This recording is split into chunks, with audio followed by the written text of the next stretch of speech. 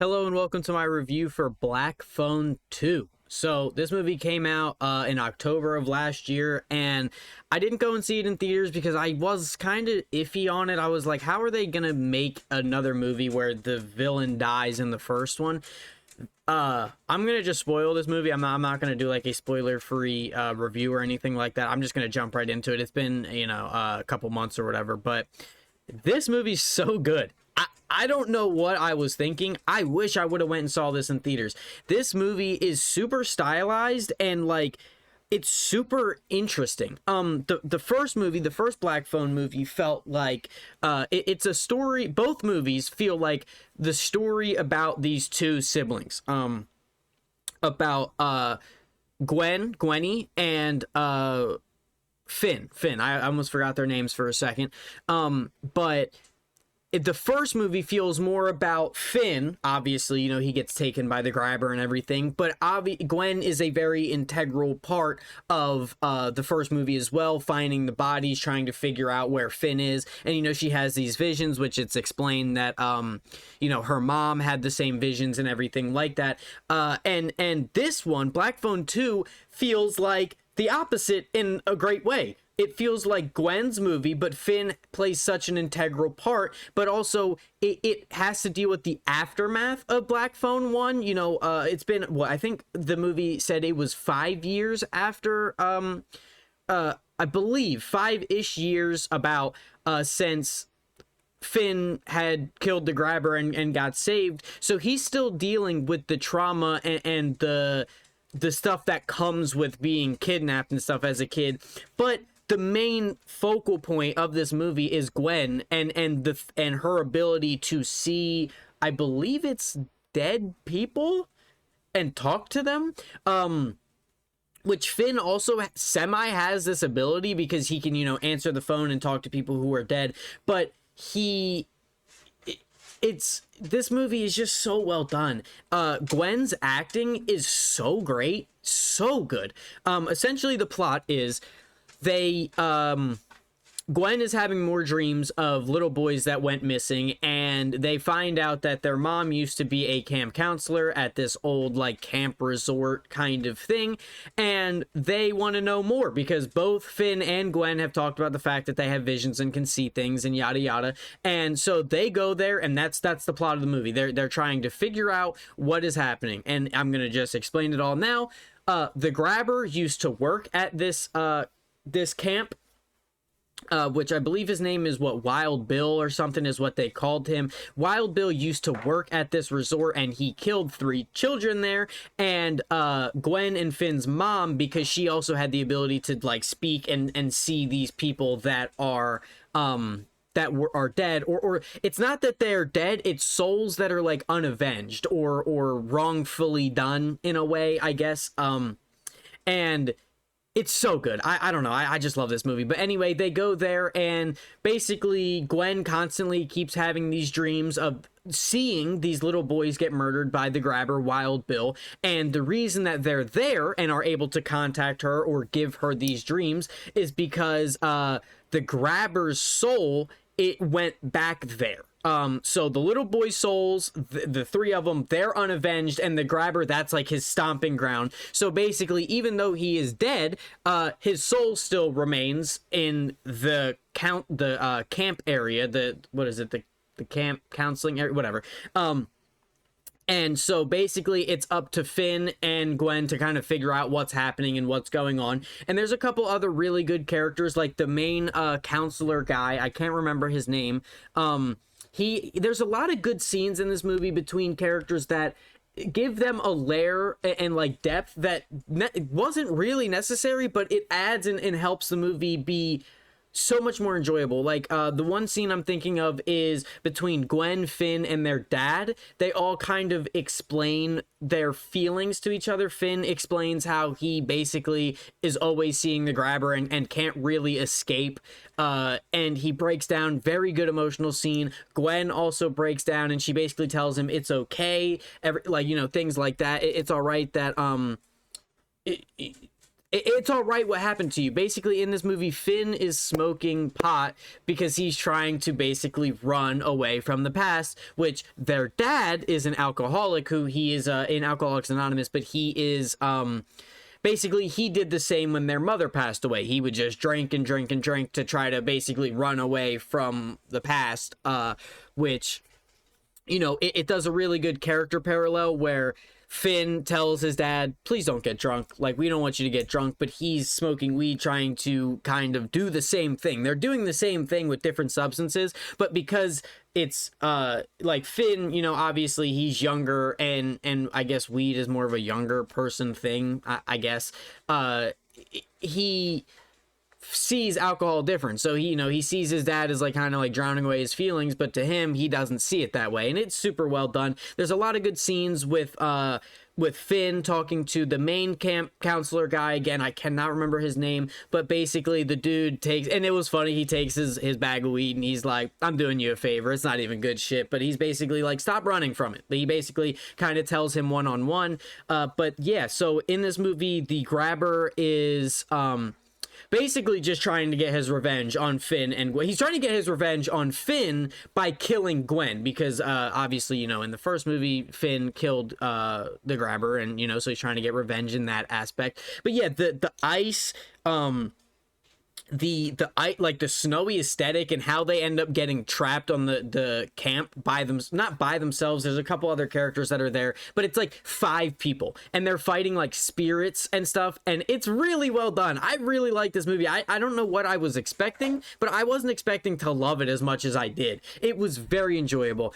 When Gwen goes in her dream like state or whatever, there's like this like VHS, like it's like skippy and it's like grainy, and it's super cool. It's super like, I don't know if it's like if it was in the first movie when she would have these dreams, but it feels super stylized, like, you know, when she's in dream mode because of the way everything's kind of glitching, but it looks super cool and it's super well done. The movie's shot really well. Like, there's some really cool scenes with a black phone in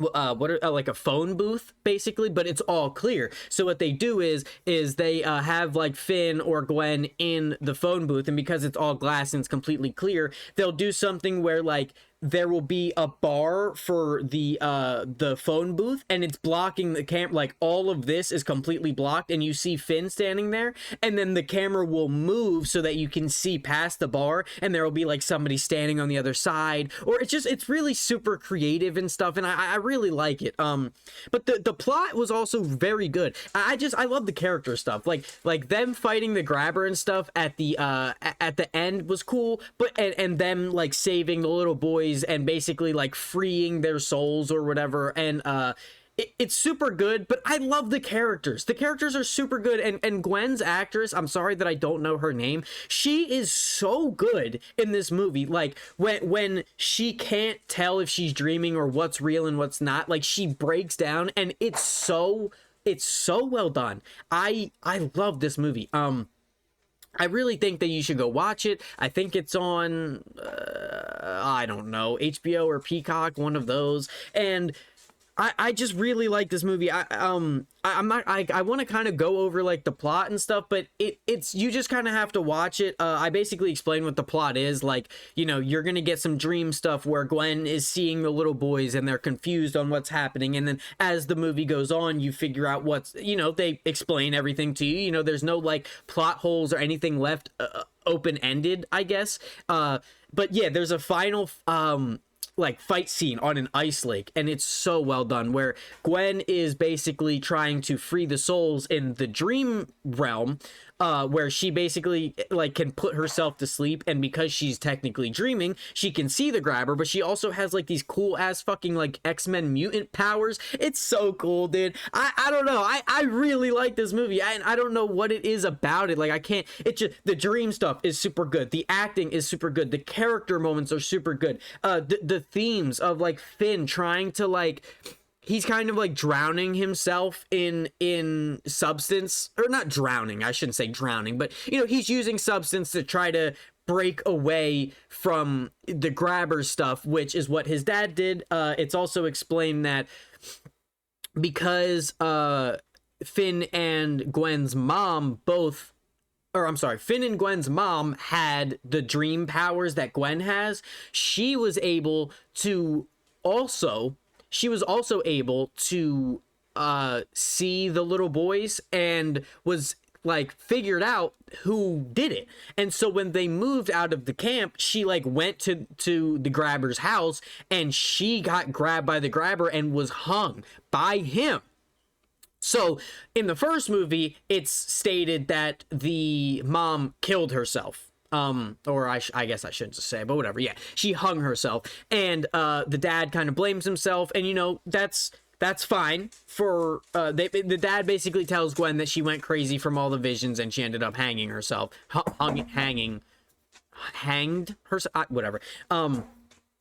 But this movie explains that she didn't, and the grabber hung her in her own shed for them to find. That is wicked. So when the grabber dies in the first one, if you go back and watch it, which I didn't, but I can imagine, that has to be so satisfying to know that the grabber, like, Finn kills the grabber because he killed his mom. Oh, it's so good. But there's a couple really cool shots where the grabber's like he's an ice skater. It's explained in this movie, and he's like ice skating, but no humans except Gwen. Gwen is the only one that can visibly see him, but every other like character can't. But you can see the ice skate marks on the ice. It's so cool, and everybody's like taking damage from this invisible thing, and the boys that are dead, like their bodies come back, like the skeletons of their bodies, with like they're put in the ice lake in barrels, and they like come out of the water and like grab the grabber. And Finn gets a badass one-liner, because earlier on in the movie the grabber says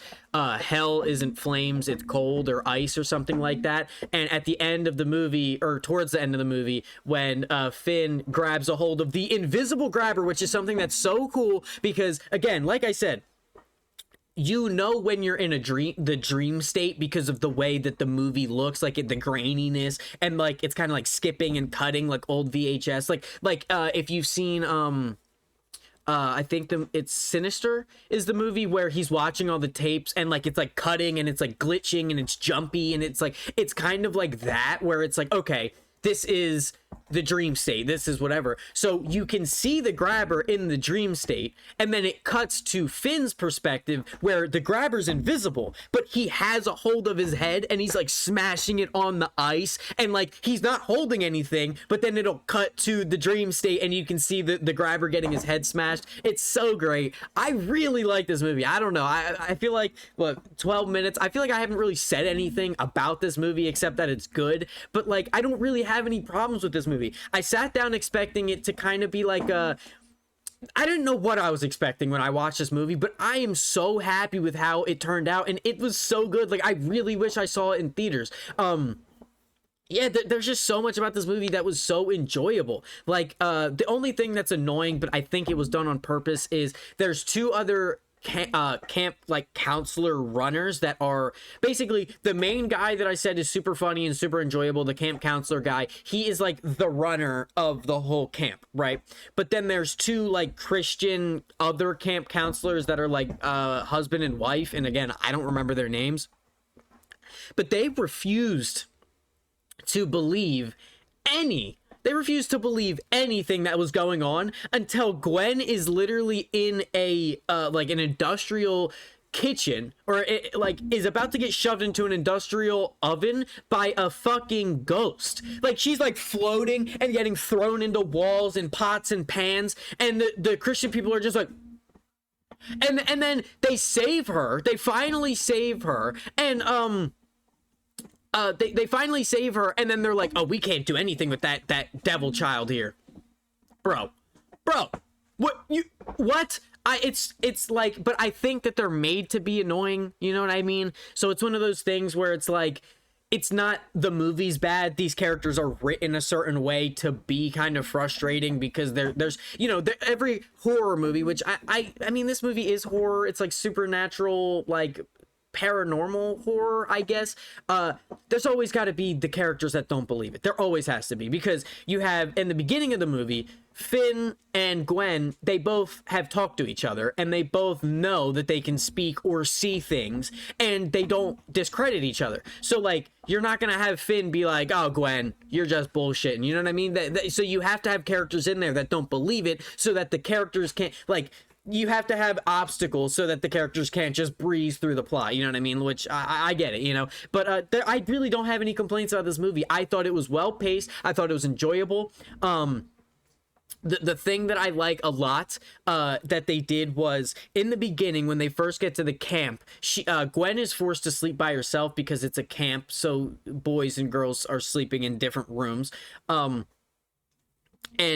the little boys that she sees that basically help in the end, they're kind of the scary thing. They, like, you don't know what they are, you don't know what their plan is, and as the movie goes on, you kind of understand that Gwen, okay, hold on, I'm gonna jump back real quick. Before they go to the camp, Gwen has a dream state where she wanders to the old grabber house where Finn was kept, and she goes down in the basement, and the black phone's on the wall, and it starts ringing.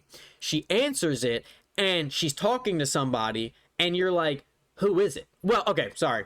In the beginning, the very opening of the movie starts with a character, a young woman on the phone, and she's talking, but you can't hear, like, you know how in movies and TV, you have, like, the character will be talking and then the phone is loud enough so the audience can hear what the person on the other line says. Well, it's not like that. The person, a young woman, which is Finn and Gwen's mom, spoiler alert, but she's talking to somebody, you don't know who, and you get the one side of the conversation. And then fast forward to Gwen, she's talking to the black phone, and it's the other side of the conversation. I'm pretty sure at this point you can hear what Gwen's mom is saying, like through the receiver or whatever, but you can basically pick up that it's a cool little time thing where she's talking to her own mom, like, 10 years in the past or whatever, which I love. I love sci-fi shit. That's cool. That's cool. You don't need to explain it. They have this gift, this supernatural power, and they can talk to each other before Gwen's even born. Bet. I'm down. I'm game. Put me in, coach. I'm down. So basically, the phone that the mom was calling from is the phone booth in the camp or whatever. Where was I going with this? Oh, so when they get there, the boys kind of are the scary thing. Like, you don't know what their thing is. And as the movie progresses, you realize, okay, they're helping Gwen. They're not the villains, right? So they kind of stop trying to use the boys as being scary because they're obviously a part of helping the plot. So, like, halfway, I would say, about through the movie, it switches to the grabber being like the big villain and doing the jump scares or the scary stuff. And I like that because once the audience realizes, oh, the kids are trying to help Gwen, they're trying to lead her to the bodies, they're trying to avenge themselves through Gwen. Then you're like, okay, well, I'm not scared whenever the kids show up. They're trying to help. But at the whoever wrote the movie or the director, whatever you want to say, the movie understands that, okay, the kids aren't scary anymore, so now the grabber. And so it's really well done. I really like this movie, and you know, for a couple weeks or like a month, I would say, I didn't know if it was everything I was watching felt like shit. It felt really bad. Like, watch Stranger Things, hated it. I'm not even going to review it because everybody else is dogpiling it, and I'm not saying that I want to be like, sit on my high horse, but I already didn't like it. I'm not going to pile on. Nobody needs to hear my opinions of saying, hey, it's dog shit. I didn't like it. If you liked it, cool. But if you didn't, I agree. You know what I mean? I thought it was actually a really bad ending. I don't know, but that's besides the point. But basically what I'm saying is, for a month there, I thought everything I watched, I was like, this is not good for anything. It wasn't just Stranger Things, but around that time when Stranger Things aired, so like the new year, and like the whatever. But recently, I watched Black Phone, I watched It, Welcome to Derry, I've been watching Gen V, and like all of these shows, I'm like, this or movies or media that I'm taking in, I'm just like, dude, it's so good. So I don't know if I'm going through like different phases where I'm just like everything's good and everything's bad, or if like Black Phone is actually genuinely that good. But let me know what you thought if you've seen it. I really liked it. I thought the acting was great. I thought there were great character moments between characters that you didn't have to make me give a fuck about. You know what I mean? Like, you know, you didn't have to make me care about the camp counselor guy that runs the place, but I did. I ended up at the end. You know, you didn't have to give the dad more emotion, because the dad found the mom hanging, and you know, Gwen saw it because she was in her dream state, so she was able to see something that actually happened even though it was in the past. And the dad finds her and he was like, oh my god, what have you done? What have I done? And he basically blames himself. And that's a layer that, you know, in the first movie you don't necessarily get, at least in my opinion. I didn't pick up on like the dad blames himself. I thought it was more of like he lost his loved one, the mother, to his kids, so he's like drinking. But in this movie it gives you context to the first movie, and it's like, dude, these movies, like, you know, a lot of times I feel like with really good single movies, you don't need a second one. And I'm always a little skeptical of the second one. But these two movies back to back, like, you don't need a third one. And these two movies stand so hard on their own. Like, they are not on their own, but like as a duo franchise. It's a franchise, right? Two movies. How many movies does it have to be for a franchise? I don't know. But like these two movies, if you were to watch the first and the second, that is such a satisfying story from start to finish. You have, like I said in the beginning, the first movie's kind of Finney is the main character, and Gwen is an integral part, but she's like side character. And then, you know, and she has her stuff with her dad where they're yelling at each other because she can't control the dreams, but he is like mad at her and whatever. But it's not like the main plot is the grabber and Finn trying to escape. This one, the second one, is Gwen trying to save these boys and kind of talk to her mom. And Finn is like an integral part that helps her, but all of his stuff is kind of just piggybacking off the first. And I'm not saying that that's a bad thing at all. Like, it's his trauma and his like PTSD with getting kidnapped and killing his kidnapper and all that shit. And he's kind of dealing with it, but he's kind of like his dad, and it's so good. I don't know. Am I glazing? Like, maybe I'm glazing this movie, but I thought it was so fucking good. But yeah, let me know what you thought. I really like this movie, man. I'm getting this, like, dude, this movie is like a 9 out of 10 in my enjoyment, right? I do this for almost every movie review. I do my enjoyment. I don't say like, oh, it's a 10 out of 10 objectively. No. I enjoyed it when I was watching it. I loved it, and it was a 9 out of 10. It wasn't, maybe it's a 10 out of 10. Is that glaze? I don't know. Is it 10 out of 10? Because here's my thing. I don't want to say 10 out of 10 or 10 out of 10. I would say 9 out of 10, but I don't know what's deducting that point. I don't know what is deducting that point. So it's like a 9.5 out of 10 for me. I'll just say that. The movie wasn't perfect, I guess, but I fucking loved it. I loved it. So let me know what you guys think. Thank you for watching. Have a great day.